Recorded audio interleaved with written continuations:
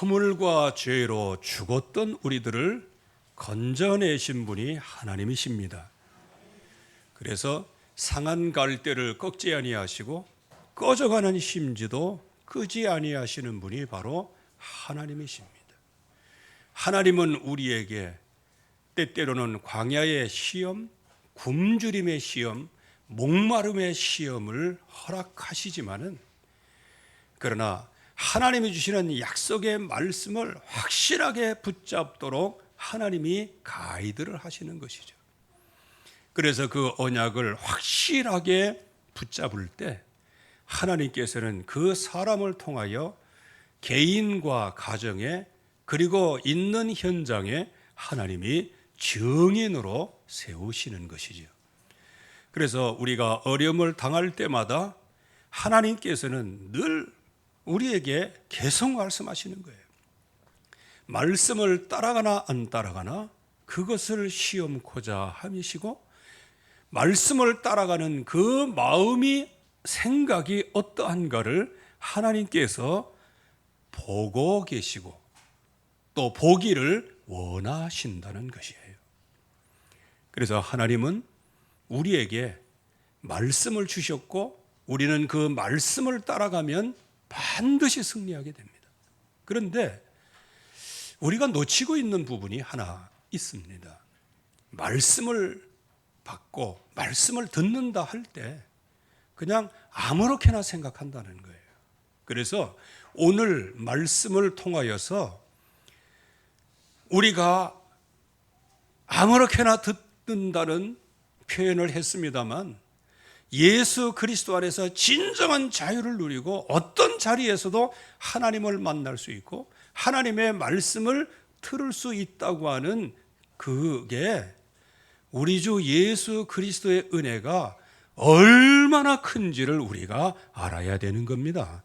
그래서 오늘 말씀을 받을 준비를 잘 해야 된다는 거예요. 자, 지금 이제 하나님께서 아브라함에게 약속을 하시죠. 내 씨, 내 후손, 그를 하나님의 백성으로 삼으시겠다는 거예요. 믿음의 백성으로 삼으시겠다는 거예요. 아브라함을 믿음의 조상으로 세우시겠다는 거예요. 그런데 자식이 없는데 어떻게 내 씨가 복을 받겠어요? 그래서 하나님 앞에 나에게는 엘리에셀이 있고 나에게는 또 조카 롯이 있으니 이들을 후계자로, 이런 중심을 가지고 하나님 앞에 말씀을 드리는 거예요. 그러나 하나님께서는 너는 지금 아들이 없지만, 그러나 내가 너에게 씨를 주어서 앞으로 이 땅을 차지하게 하리라, 오늘 약속하신 거예요. 그때 아브라함이 하나님, 무엇으로 그것을 알 수 있겠습니까? 그렇게 질문을 할 때 하나님께서 쉽게 얘기하면 번제를 드리라고 말씀하시는 거예요. 그 번제는 뭘까요? 하나님과 우리와의 약속 체계라는 거예요. 그래서 동물을 이름을 제시하고 나중에는 비둘기까지 드리라고, 그렇게 해서 전부 다 갈라놓고, 왜? 그 당시에 그게 의식이었어요. 근데 새는 갈라놓지를 않았죠. 왜? 너무 작으니까. 그게 뭐냐? 한마디로 얘기하면 다른 것으로 해석이 되질 않아요. 사소한 데서 언약을 놓친 겁니다. 댐도 사소한 구멍 하나에 무너지는 거예요. 저와 여러분들도 큰 문제에 여러분들은 절대로 안 무너집니다. 아무것도 아닌 작은 문제, 자존심 문제, 그것 때문에 인생이 무너지는 거예요. 그때 하나님께서 나타나시죠. 늘 이거 여러분들의 자손들에게 자꾸 들려주라고 계속 강조하는 거예요. 그렇게 번제를 드리라 그래서 번제를 드리면 마음에 기쁨이 와야 되잖아. 역사가 일어나야 되잖아. 그런데 그 피냄새를 맡고 솔개가 그냥 그거 채나가려고, 그러니까 예배 드리는데 하나님께 영광 돌려야 될 아브라함이 새를 쫓고 있어요 지금요. 그리고요, 하나님 앞에 예비하고 언약을 딱 말씀을 받으려고 하면 그 마음속에 평안함이 와야 되는데, 이거는 마음속에 그냥 얼마나 극한 두려움과 공포가 오는 거예요. 예배 드리는데. 그리고 하나님은 즉각적으로 응답하시는 하나님이신데, 이건 날이 저물 때까지 응답이 안 와요. 그러니까 너무 좌불안석이죠. 이제 그때 하나님께서 음성이 들리는 거예요. 그 음성은 뭘까요? 한마디로 얘기하면 언약을 소홀히 하게 된 그 결과예요. 너는 평안히 내게 올 것이고, 그러나 네 후손은 이방에서 400년 동안 객이 되리라, 이렇게 말씀하시는 거예요. 그렇게 해서 아브라함, 이삭, 야곱까지 내려가게 되고, 이제 이 야곱이 12아들을 낳게 되어지죠. 그 중에 이제 요셉이라는 아들이 언약을 어렸을 때 붙잡았어요. 이제 하나님의 시간표가 됐어요. 그래서 이 요셉을 애굽 땅으로 불러들이시는데, 불러들이시는 방법이 뭐냐? 노예로. 그래서 노예로 팔려가게 되어서 애굽에서. 그러나 여호와께서 요셉과 함께 하심으로 보디발의 집에서도 가정 충보가 되고, 감옥에서도 감옥의 모든 행정 사무를 여호와께서 함께 하시는 증거로 모든 걸 다 요셉에게 맡기고, 나중에는 바로 왕, 이집트의 바로 왕이 아주 그 흉몽을 꿨을 때, 그것을 아주 하나님의 말씀으로 하나님께서 하시는 그 지혜로 그거를 잘 해결을 해주죠. 그렇게 해서 급기야 총리 자리로 올라가게 되어지죠. 그런데 그 요셉이 해석한 그 꿈은 7년의 풍년이 있고 7년의 굉장한 흉년이 드는 거였어요. 그거를 미리 알았어요. 그래가지고 다 정리하고, 모든 사람들은 많은 곡식을 거둘 때 그냥 꿍짝꿍짝 하면서 그거 가지고 막 허비하러 돌아다니고 돈 뿌리고 팁 주고 다니고 그랬을 때, 애굽에서는 그 엄청난 거지, 그거를 세금으로 다 받아들여. 왜? 세금으로, 그렇잖아요. 집값이 오르면 세금은 더 비싸지고, 그러니까 많이 올라오니까 전부 다 해서 모든 국고성을 짓고, 나중에 7년이 지난 다음에 그때부터는 흉년이 오기를 시작해요. 적어도 한 2년 정도는 버텼는 것 같아요. 이 야곱의 가족도 말이에요. 그거 보면 야곱의 가족도요, 준비를 못했는 것 같아요. 왜? 약간의 준비를 해놨어. 왜? 너무 잘 되니까. 그러니까 요즘의 말로 돈 좀 벌고, 그러니까 냉장고도 사놓고, 집도 바꾸고, 그리고 자동차도 바꾸고, 옷도 바꾸고, 여자들은 이멜다가 되고 뭐 이렇게. 그렇게 하다 보니까 어느 날 갑자기 그냥 흉년이 들이닥치. 2년 동안 견디다 못해서 소문에 애굽에는 가면은 곡식이 있고 먹을 것이 있다고 하더라. 돈 가지고 가서 이제 사오라고 할 때, 그때 거기 가서 이제 요셉을 만나게 되어지죠. 그래서 야곱의 70명이 이제는 애굽으로 이주를 하게 되고, 고센 땅에서 그야말로 430년 동안을 거기에서 있게 되는 거예요. 그런데 거기에서 생육하고 번성했지만 하나님께서는 어마어마한 숫자를 허락했어요. 진짜 그야말로 땅을 다스리고 정복할 만큼. 그러나 그들 속에는 뭐가 없어요? 언약이 없는 거예요. 언약을 놓친 거예요. 너무 잘 되고 배부르고 등 따뜻하니까 모든 언약을 놓. 그리고 나중에 이 요셉을 알지 못하는 왕이 이제 등극을 하게 됐단 말이에요. 그거 보니까, 저 이방 민족이 저렇게 풍성하고 저렇게 잘 살고 저렇게 큰 무리가 되면 나중에 우리를 외방에서 쳐들어오고 저들하고 같이 이렇게 연합군이 되면 나는 어떻게 되는 거예요? 이거 완전히 정무적인 판단을 하게 되어서, 그때부터는 하나님의 백성들이 자유를 누리다가 어느 날 갑자기 정치에 의하여 노예가 되어버리고 맙니다. 뭐 대충 400년이라고 하지만 한 350년에서 한 360년 동안 이제 노예 생활을 하게 되어지는 거예요. 여러분들, 하나님의 백성이 노예 생활하는 게 그렇게 가당한 거예요? 노예 생활하는데 뭘 줘요? 하나님의 백성이 하나님께 영광을 돌려야 되고 하나님의 성전을 지어야 될 사람들이 비돔과 람셋을 줬어요. 즉 우상 센터를 줬단 말이에요. 우상 섬기기 위하여 곡식 창고, 식량 창고, 이런 창고들을 전부 다 누가 줬냐? 하나님의 백성들이 노예가 돼서 된 거예요. 하나님의 백성은 하나님 앞에 기념비로 살아야 되는데 하나님의 백성이 세상에 기념비를 세우고 있다, 그 말이에요. 그때 하나님께서 이제는 모세를 탄생하게 하죠. 모세를 바로 왕의 딸 공주의 입양하러 보내게 오죠. 네, 거기에서 이제 하나님께서 주시는 그 은혜를 입게 하시고, 또 거기서 인간적으로 인본주의로 이 모든 해방을 해보려고 하지만 그러나 도리어 살인자 도망자가 신세가 되었어요. 결국에 가서는 미디안 광야로 이제 피신해 오게 되었죠.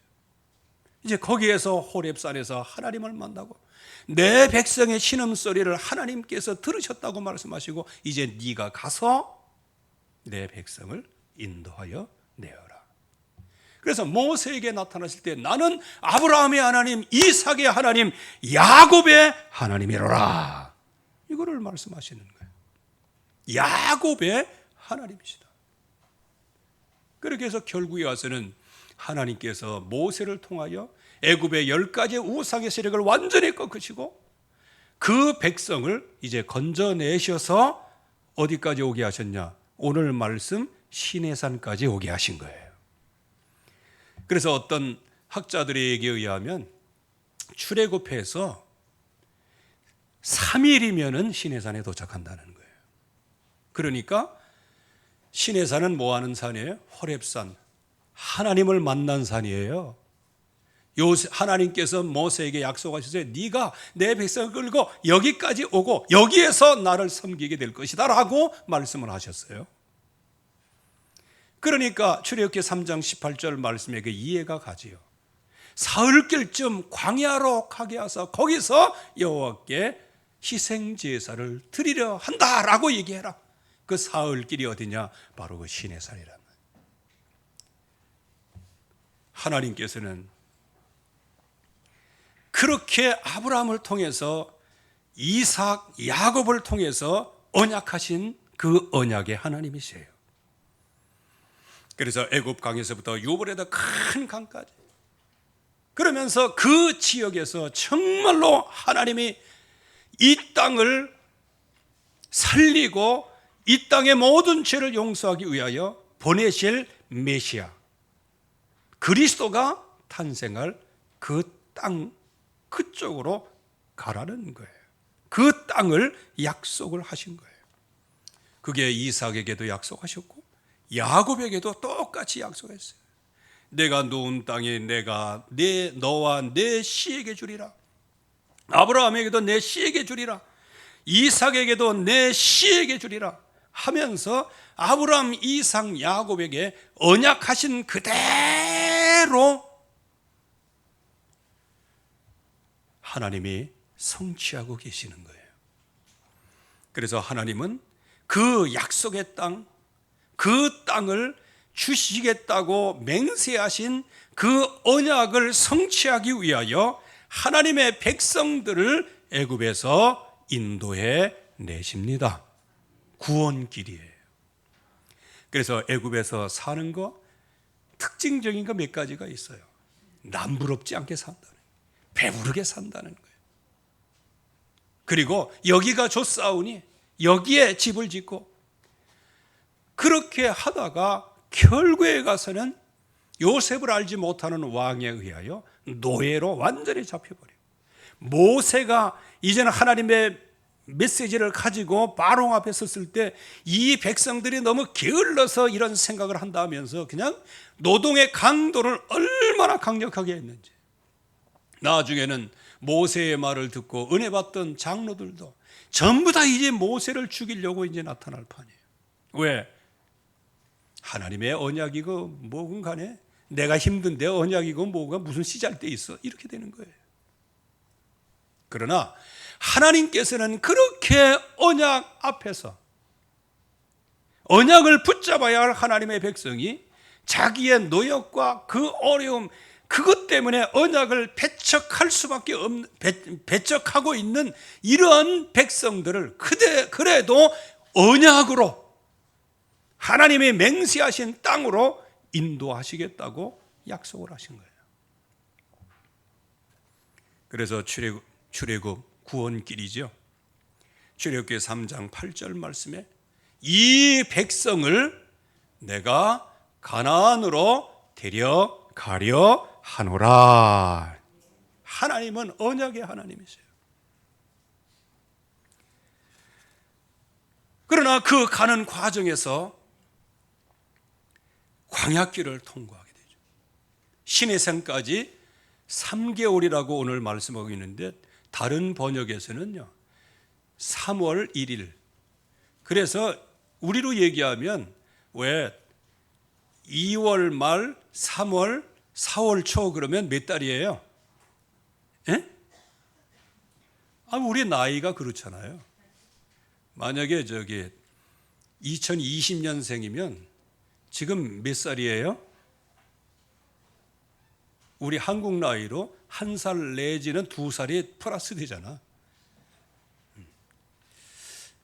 그래서 학자들에 의하면요 50일 걸렸다는 거예요. 50일 49일 50일 시내산까지 이렇게 석 달, 이 3개월 석 달. 그러니까 예를 들면 2월 말부터 4월 초 그리고 3월 이렇게 하면 몇 달이요? 2월, 3월, 4월 석 달이지. 다른 번역에는 그렇게 되어 있어요. 오늘은 여기에 이제 석 달, 3개월이 되던 날, 그래서 3개월을 꽉 찬 것처럼 말씀하고 있는데 다른 성경에는 이제 그렇게 기록되어 있는데 어떤 분은 한 50일. 그러면 50일 그러면 모맥을 거두는 시기. 50일 그러면 바로 그때 하나님의 능력이 임하는 오순절이죠. 그래서 마가다락방의 오순절 역사, 바로 그때가 50일째이고 바로 여기에 말씀을 받는 이때가 바로 50일째 되는 날. 뭐 날짜에 그렇게 개념하지는 마시고. 하나님께서는 광야길을 업어서 인도하실 뿐만 아니고 그 모든 인생길이 다 하나님의 능력을 체험하는 체험길이었어요. 하나님의 백성들은 홍해 앞에서 바로의 군대 앞에서 그럴 때 하나님께서는 마른 땅같이 홍해를 가르시고 그들이 마라의 쓴물에서 죽겠다고 할 때 하나님이 단물로 바꿔주시고 엘림의 12샘으로 하나님께서 완전하게 인도하셔서 그들로 하여금 풍성하게 누리게 하시고 또 너무 배고프다고 하니까 만나를 내려주시고 고기 먹고 싶다고 하니까 메추라기를 내리시고 이걸 언제까지 하셨어요? 가나안 들어가기 전까지 하나님께서 부어 쏟아부어 주시는 거예요. 여러분들이 목마르고 배고프다 할 때는 하나님이 시험하시는 것이지 하나님의 능력의 손이 짧아서 여러분들을 구원하지 못하는 게 아니에요. 하나님이 여러분들에게 한번 콧김 한 번만 바라시면요 여러분들과 관계된 모든 흑암 권세 한 번에 꺾을 수 있으십니다. 중요한 것은 뭐예요?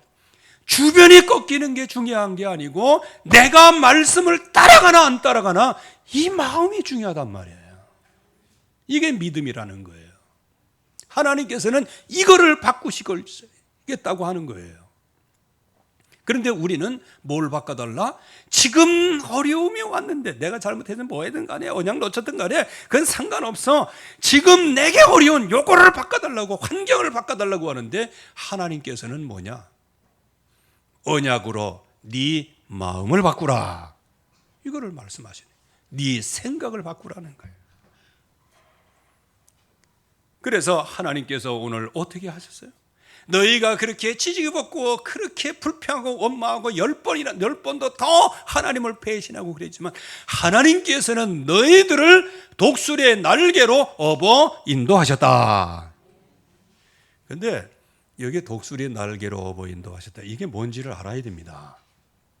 독수리에 대해서 여러분들이 아시죠? 새끼 키우는 방법. 그렇다고 합니다.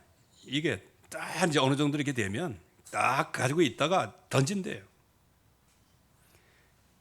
그러면 그냥 막 추락하잖아. 그때 가서 싹 그 독수리 그 등으로 딱 엎어가지고 이제 하고, 물론 뭐 채기도 하고 뭐 그렇게 했지만 어쨌든 간에 이거는 표현이니까요. 그래서 하나님의 백성의 광야길을 통과하는 가운데 때때로는 그냥 줄이게 하시기도 하고 목마르게도 하시게 하고 그렇게 하면서 뭐로 훈련시키세요? 말씀을 따라가나 안 따라가나 그것을 훈련시킵니다. 그래서 시편 119편에서는 고난이 내게 복이다. 왜? 고난받기 전에는 내가 다른 길을 걸어갔는데 고난받고 나니 내가 하나님의 율법을 따라가나이다. 말씀을 따라간다. 체험길이었어요. 그러면서 하나님께서 절대적인 언약을 주시는데 어떤 언약을 주셔요? 창조주 하나님이 너희의 하나님이다. 언약의 하나님이다. 그래서 세계가 다 내게 속하여 있다. 그래서 절대 언약이 뭡니까? 말씀을 청종해라. 내 말을 잘 듣고 그랬어요. 또 말씀을 진정으로 순종해라. 진정으로 말씀을 순종하라는 거예요. 하나님은 이거를 보시는 겁니다. 언약의 하나님, 우리는 언약의 백성. 그러면 하나님과 우리 사이에 연결고리는 뭐냐? 언약이에요. 그 언약을 믿는 믿음까지도 하나님이 우리에게 선물로 주셨습니다. 그 말씀을 따라갈 수 있는 은혜를 베풀어 주셨습니다. 감동시키셔서 하나님의 말씀 안에 있도록 우리를 불러주셨고 여러분들이 이 예배의 자리에 앉은 이 자체만으로도 하나님이 은혜의 자리로 여러분들을 불러주신 거예요. 이게 증거예요. 여러분들을 사랑하시는 증거예요.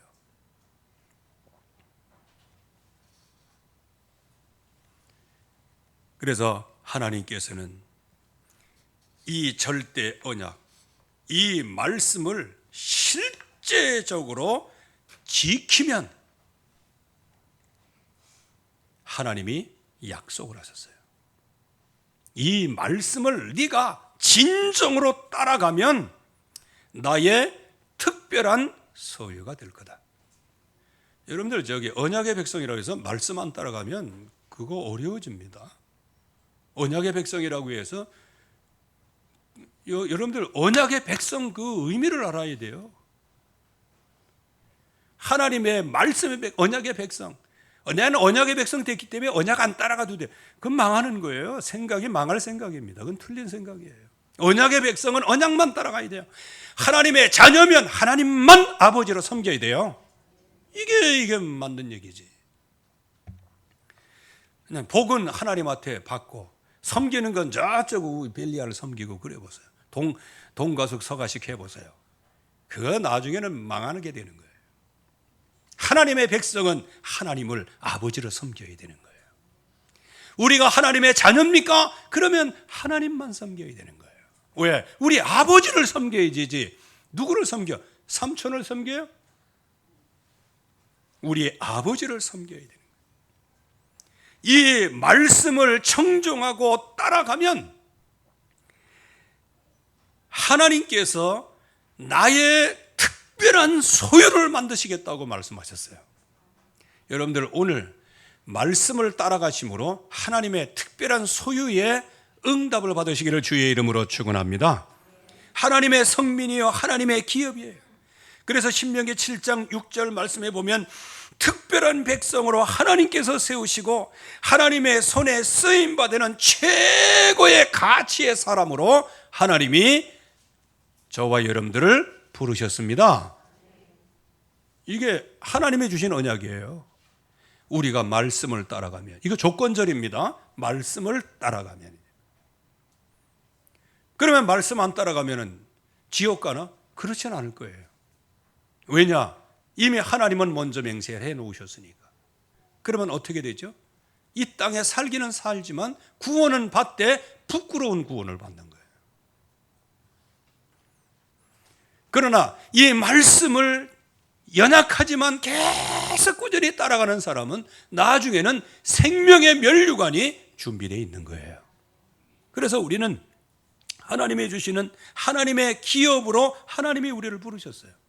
신명기 14장 2절 말씀에도 너를 높여 특별한 백성으로 택하였다, 그렇게 말씀하셨어요. 즉 저와 여러분들이 하나님의 주신 말씀을 따라가기만 하면 하나님의 특별한 소유로 삼으신다 그랬어요. 그래서 언약을 따라가는 그 여정을 한번 보세요. 신명기 6장 18절에 19절 말씀에 하나님 앞에 선한 것을 행하고 선한 일을 행하고, 이거는 무엇일까요? 행동을 하라는 얘기 맞아요. 그러나 진짜 중요한 건 뭐예요? 마음이 움직여야 행동을 하게 되어 있는 거예요. 그래서 행동 이전에 우리의 마음이 항상 하나님의 말씀을 따라가는 여정 되게 하여 주시옵소서. 왜? 하나님의 특별한 소유로 저와 여러분들을 부르셨어요. 그래서 하나님 말씀만 따라가면 돼요. 그러면 무엇으로 만드셨다? 너를 제사장 나라로 만드시겠다. 그래서 제사장 나라로 만드시겠다는 거예요. 특별히 히브리서 4장 14절에서 16절 말씀에는 우리의 큰 대제사장이 계시죠. 바로 그 그리스도의 나라가 임할 때 저와 여러분들이 정말로 그 나라의 귀중한 일꾼으로, 그 나라의 백성으로, 그래서 하나님의 백성 자체를 하나님이 통치하시는, 그리스도가 통치하, 대제사장이신 그리스도가 통치하시는 제사장의 나라로 만드시겠다는 거예요. 우리 옆에 분한테 한번 인사하시죠. 당신은 하나님의 나라입니다. 제사장의 나라입니다. 그래요. 237 나라, 죄를 속하기 위하여 세워진 하나님의 백성이에요. 우리가 어찌 237 5천 종족을 죄를 사할 수 있겠어요? 우리는 아무것도 아니죠. 그러나 우리에게 언약을 주셨어요. 하나님이 예수 그리스도의 이름을 증거해라. 그 이름을 증거할 때 그거를 듣고 돌이키면 구원을 받을 것이고 듣지 않으면 멸망을 받으리라. 하나님께서요 저와 여러분들을 통하여 세상의 흥망성쇠를 우리 손에 주셨어요. 그게 복음입니다. 그게 제사장 나라예요. 그리고 237 나라를 향한 제사장의 역할을 하는 거예요. 그래서 불신자 앞에 제사장의 역할. 그래서 여러분들이 어디 막 가고 막 어려웠고 막 그러잖아요. 그러면 우리 예배합시다. 예배할 때가 있잖아요. 그게 벌써 뭐다? 그게 제사장이라는 거예요. 여러분 어디서든지 예배의 축복 누리시기 바랍니다. 그리고 혹시 불신자라고 할지라도요 동의를 하면, 자 그러면 우리 예배하자. 여기에서 하나님 앞에 예배하는 거예요. 그 예배에 주관하는 거예요. 그 가정에서 예배를 나를 통하여 하나님이 주관하시는 거예요. 그래서 나는 비록 뭐 입이 뻣뻣하고 입이 둔하고 그렇지만 그럼에도 불구하고 거기에서 하나님 앞에 예배할 때 그 가정에 하나님 나라가 임하는 겁니다. 이게 제사장의 나라예요. 그래서 여러분들이 어떤 현장에서든지 너무 부끄러워하거나 너무 두려워하거나 너무 떨리지 마시고 담대하게 제사장 나라를 누리시기를 주의 이름으로 축원합니다. 그리고 우리를 어떻게 해요? 거룩한 백성으로 부르셨어요. 그래서 다른 민족과 구별된 백성이요, 다른 민족과 구별된 생활하는 사람이요, 237을 향한 책임과 사명에 딱 주어졌는데, 책임과 사명은 물론 나가서 전도도 하고 모든 거 다 하는데 가장 근본적인 것은 뭐다? 말씀을 따라가라. 이게 근본적이라는 거예요. 말씀을 따라가는 거예요. 자, 그러면 이 말씀을 따라가야 되는데 무슨 말씀을 따라가야 돼? 그래서 출애굽기 20장에서는 하나님께서 10계명을 우리에게 주시는 거예요. 그 말씀을 따라가면 너는 특별한 소유여 제사장의 나라여 거룩한 백성이다. 그렇게 말씀을 하시는 거예요. 그래서 이 말씀을 받기 전에 말씀 받을 준비를 해라.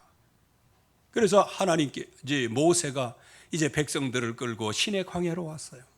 이제 여기에서 하나님이 뭐라고 말씀하시는지, 왜? 그 호렙산, 그 시내산이거든요. 하나님을 만났던 산이 있어요. 그 산에 올라가서 모세가 산 꼭대기에 서서 기도하는 거예요. 그럴 때 하나님께서 음성이 들려오시죠. 어떤 음성이 들려옵니까? 하나님 앞에 모세가 3절 말씀에 모세가 하나님 앞에 올라가니 여호와께서 산에서 그를 불러 말씀하셨다. 이스라엘 자손에게 전해라. 내가 지금 너희들을 여기까지 인도하였다. 그리고 다 전 세계가 내게 속해 있다. 너는 제사장 나라 거룩한 백성, 하나님의 백성이 될 것이다. 그러면 하나님의 백성은 하나님이 주시는 말씀을 잘 받아야 된다는 거예요. 그렇게 해서 하나님의 백성에게 전하란 그 말씀을 가지고 모세가 내려와서 백성에게 얘기를 해요. 백성에게 하나님이 주신 말씀, 그거를 백성에게 진술을 하죠. 이거를 킹제임스 버전에는 하나님이 주신 그 말씀을 그들 얼굴 앞에 내어놓았다, 그렇게 말씀하세요. 말씀을 그들 얼굴 앞에 내어놓았다. 그때 모든 하나님의 백성들이 일제히 응답해서요, 명령대로 다 행하리이다. 쥐뿔 뭘 행하긴. 그 후로 49년 동안을 하나님을 10번이나 더 배신을 했어요. 그러나 인간의 연약함을 아시는 하나님, 우리 연약하지만 그럼에도 불구하고 하나님께서는 그들에게 언약하신 그 언약을 성취하셨습니다. 이게 은혜예요, 은혜.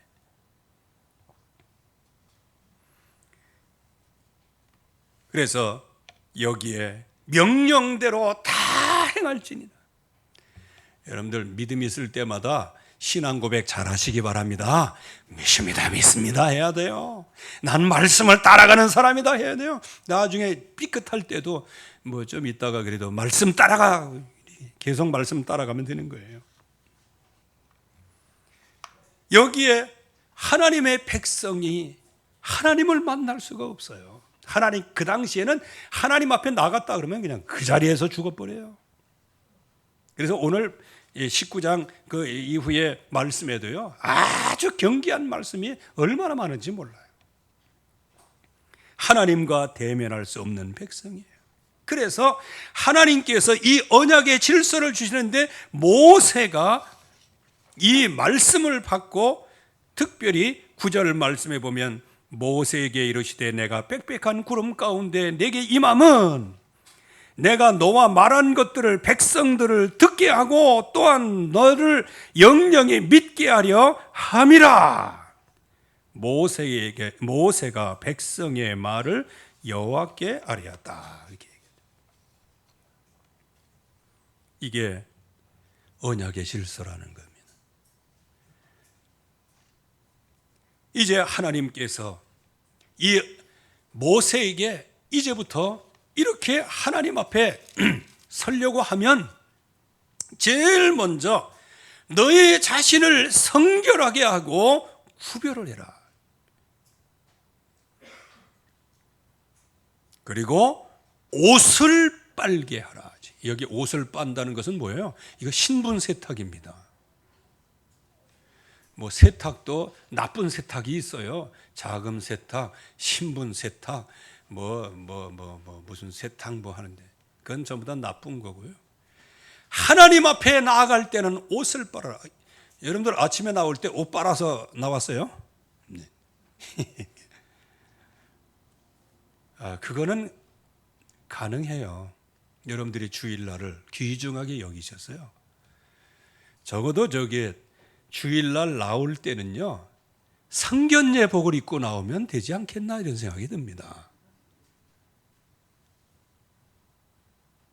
왜 웃어요? 상견례 하는데 추리닝 입고 나가는 사람 어디 있어요? 아니, 상견례를 왜 그렇게 하냐면 그게 가정의 굉장히 큰 대사기 때문에 최고로 잘 꾸미고 잘 치장했다 기준을 거기다 두는 거예요. 저와 여러분들이 하나님 앞에 나올 때, 상견례 할 때 트리커 떨림으로 사돈 보러 나가듯이 말이에요. 하나님의 백성이 하나님 앞에 나올 때는 모든 마음과 생각, 옷깃을 여미고 하나님 앞에 나가지만 나를 구원하신 우리 주 예수 그리스도 십자가의 공로를 가지고 내가 하나님 앞에 나갑니다 하면서 두려운 마음은 아니지만 경외하는 마음, 감사하는 마음으로 나와야 되는 거예요. 그게 성결하게 하고 옷을 빨아라. 특별히 우리 렘넌트들은 어렸을 때부터 잘 해야 돼요. 늦게 와도 그냥 저기 쓰레빠 질질 끌고 와가지고 뭐 하고 앉아 있어갖고 그냥 집중도 못하고. 교장 선생님 앞에 갈 때도 그런감?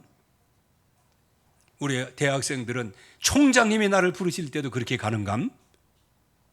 이건 상식이에요, 상식. 하나님 앞에 나갈 때는 성결하게 하고 하나님 앞에 나갈 때는 옷을 빠는, 진짜 옷을 갈아입고 하는 매무새를 정말 정확하게 하는 거. 이렇게 나오라는 거예요. 그러면서 경계를 정하고 침범하지 마라. 12절 말씀에 너는 백성을 위하여 그 주위에 경계를 정하고 이르기를 너희는 삼과 산에 오르거나 그 경계를 침범하지 말지니 산을 침범하는 자는 반드시 죽임을 당할 것이니라. 이 참 옛날에요. 옛날이 아니고 저기 구약 시대에 이제 백성들이 하나님 앞에 번제를 드리고 이제 제사를 드리잖아요. 그러면 성소에는 제사장들이 움직일 수 있어요. 그러나 지성소가 있는데 그 지성소는 1년에 한 번씩 모든 제사장들, 자격이 되는 제사장들 제비 뽑아가지고 대제사장 딱 한 명을 뽑아요. 그게 이제 1년에 한 번 하는 속죄일이에요. 그때 이제 제비가 뽑혔어요. 그래갖고 이 큰 대제사장이 이제 지성소로 들어가는 거예요. 거기에서 이제 하나님이 임재하시는 그곳이죠. 언약궤가 있고 하는 그. 이제 거기를 이게 이제 정리도 하고 이렇게 해야 돼요. 그런데 그 대제사장 에봇에는 방울이 달려 있어요. 늘 말씀을 드리죠. 그리고 대제사장이 들어갈 때는 발목에다가 동아줄을 하나 매놔요. 그러면 이제 들어갈 때는 뭐예요? 어떻게? 딸랑딸랑 하니까 우리 대제사장님이 지금 살아있구나. 그런데 소리가 안 나. 그러면 어떻게 해요? 땡겨보는 거예요. 이 반응이 없어. 그러면 이제 제사장들을 통하여서 백성들에게 알려지는 거예요. 대제사장이 죽었다 이제 이렇게 선포돼. 그러면요 1년 동안은 하나님의 백성의 죄가 사함받지 못해갖고요 그 죄 속에 있어야 돼. 민족적인 연대 죄 속에 있어야 돼요. 그 1년 동안 얼마나 많이. 마치 대통령 하나 잘못 뽑으면 5년 동안 고생하는 것처럼 말이에요. 제사장 하나 어떻게 하다가 하나님이 그렇게 뽑아 놓으시면 그게 나중에 이제 죽는단 말이에요. 그러면 백성들 전체가 그냥 1년 동안 통곡 속에 사는 거예요. 그러나 제사장에 딱 들어가서 딸랑딸랑딸랑하고 딸랑딸랑하고 탁 하고 탁 나오면 제사장들이 그냥 얼굴이 환해지고 백성들에게 이제 선포하는 거예요. 대제사장이 딱 선포하는 거예요. 우리의 죄를 사하셨다. 그러면 백성들이 그냥 하나님 앞에 감격하고 감사하면서 하나님 앞에 경외하면서 엎드리는 거예요. 그게 바로 휘장이에요. 휘장 안에 지성소예요. 그 지성소 경계를 들어오지 말아라는 거예요. 그거 들어오면 죽는다는 거예요. 그러므로 말미암아 우리 주님께서 십자가 달려 죽으시고 그분이 다 이루었다 말씀하시고 그때 성전의 휘장이 쫙 갈라진 거예요. 성소와 지성소 구분이 없어졌어요. 그래서 누구든지 예수의 이름을 부르는 자는 구원을 얻으리라. 그래서 그 예수 그리스도의 이름으로 지성소가 없어졌어요. 그러나 이때 말씀을 받는 거 보세요. 그 경계를 넘어가지 마라. 지성소 경계를 넘어가지 마라. 그거 넘어가면 정말로 침범하는 자는 누구든지 죽는 거예요. 하나님이 뽑으신 사람 빼놓고는요. 그리고요, 남자들에게 얘기합니다. 이 말씀을 받는 3일 동안은 여인들을 가까이 하지 마라. 이런 정도였어요. 그만큼 오직에 집중해요. 백성이 오직을 집중하라는 거예요. 성결케 하고 옷을 빨고 경계를 정하고 그 지성소에 절대로 가지 말고 3일간 이 세상의 쾌락을 즐기지 마라. 이게 하나님의 백성이 준비하는 거예요. 여러분들 요즘과 같이 이런 식으로 예배 드리면 어떻게 될까요? 우리 랩런트들 쭈쭈바 먹다가 입이 찢어져. 이 당시로 보면. 그리고 교회 나오다가 그냥 그 자리에서 그냥 몰매 맞아 죽어요. 그럼에도 불구하고 하나님께서는 자, 여기 하나님께서 이제 이렇게 백성들에게 쫙 준비되어 있을 때에 하나님이 그때 임재를 하시는데 한번 모습을 보세요. 16절 말씀에 셋째 날 하나님께서 우레와 번개와 빽빽한 구름이 산 위에 있고 나팔 소리가 매우 크게 들리니 진중에 있는 모든 백성이 다 떨더라. 여러분들 하나님이 임재하실 때는요 모든 백성이 사시나무 떨듯이 떠는 거예요. 왜? 죄인 중에 있는 죄인이 하나님을 만나는 거기 때문에. 그 구름 가운데 강림을 하시고 그 산 꼭대기에서 하나님께서 모세를 부르시는 거예요. 이제 여기까지가 말씀 받을 준비가 되는 거예요. 이 엄청난 사건을 하나님께서 육신의 몸을 입고 이 땅에 오시고 우리의 모든 죄를 어린 양의 피로 하지 아니하시고 우리 주 예수 그리스도의 거룩하신 흠없는 그 피로 번제가 되시고 누구든지 주의 이름을 부르는 자는 구원을 얻게 하시고 영접하는 자 곧 그 이름을 믿는 모든 자들에게는 하나님의 자녀가 되는 권세까지 주시고 그래서 그 은혜를 인하여 믿음으로 구원받게 하시고 예수 그리스도의 이름으로 나아가면 다이렉트로 하나님을 만날 수 있는 어마어마한 축복을 주셨습니다.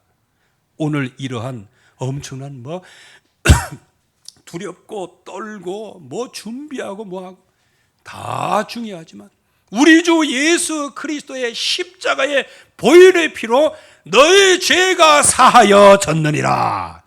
그래서 하나님께서 그 예수의 이름으로 나올 때 우리를 받아주시는 거예요. 우리를 인도하시고 우리에게 축복을 해 주시는 거예요. 그래서 이 백성들이 말씀 받을 준비를 하는 것처럼 우리 주 예수 그리스도 그 은혜 속에 늘 감사하시기 바랍니다. 그리스도 이름으로 깨어있기를 바랍니다. 그리고 늘 두렵고 떨림으로 우리 주 예수 그리스도의 언약을 붙잡으시고요. 주님께서 나를 붙잡으신 것을 잡으려고 내가 계속 따라가는 거예요. 그래서 이 세상에서 그리스도의 이름이 높임을 받지 못한다면 거기에 변론하고 나가서 싸워야 되는 거예요. 주님의 이름이 땅에 떨어지게 하지 말도록 우리 자신을 늘 경계를 해야 되는 거예요. 우리 교회가 하나님 앞에 누가 되지 않도록 피로 값주고 예수 그리스도의 피로 값주고 세우신 이 교회가 예수 그리스도의 이름에 스크래치가 가지 않도록, 그래서 우리 자신을 늘 경계하고 우리가 근신하고 깨어있어서 하나님이 주시는 말씀을 따라가는 거예요. 그래서 복음을 붙잡고 구원은 받았어요. 그러면 복음의 능력의 말씀을 따라 나가야 됩니다. 그러나 그 복음을 받고 등 따뜻하고 배부르고 해서 그 복음을 떠나면 어떻게 되는 거예요? 그래서 어쩌면 한국 교회가 너무 배부르고 등 따뜻했어요. 언약을 놓친 결과 팬데믹이 와도 아무 힘이 없어요.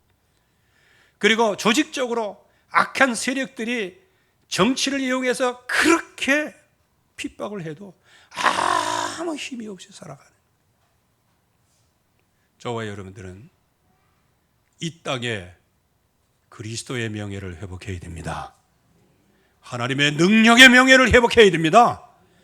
그래서 조금 소극적으로는 내 자신이 언약 안에서 오직 말씀을 따라가고, 좀 적극적으로는 내가 있는 그 모든 현장에 하나님의 능력 앞에서 사단의 세력이 무릎 꿇을 때까지 여러분들이 믿음으로 말씀을 따라가시기를 주의 이름으로 축원합니다. 하나님의 은혜 감사합니다. 오늘도 주의 말씀으로 충만케 역사하여 주시옵소서. 예수 그리스도의 이름으로 기도하옵나이다. 아멘.